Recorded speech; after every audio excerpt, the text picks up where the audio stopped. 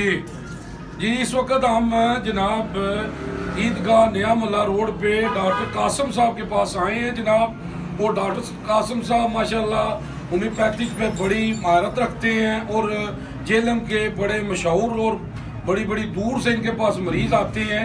आज इनसे हमने ये पूछना है कि जनाब ये किस किस मर्ज पे ज्यादा महारत रखते हैं। तो आए जनाब, मिलते हैं जी। अस्सलाम वालेकुम जी, डॉक्टर साहब क्या हाल है? सब ठीक हो? ठीक है अल्हम्दुलिल्लाह। आप सुनाए कैसे हो? जी अल्हम्दुलिल्लाह। डॉक्टर साहब आप अपना थोड़ा सा तारुफ करा दें। जी मेरा नाम डॉक्टर कासिम है जी, मैं होम्योपैथिक डॉक्टर हूँ। मैं 20 साल से इधर इसी क्लिनिक पे प्रैक्टिस कर रहा हूँ। बस यही है, होम्योपैथिक का कोर्स किया हुआ है, 20 साल हो गए अल्हम्दुलिल्लाह। और अल्लाह का एहसान है, अल्लाह का शुक्र है। बस अपने पेशे के साथ एक अच्छे तरीके से हम काम कर रहे हैं।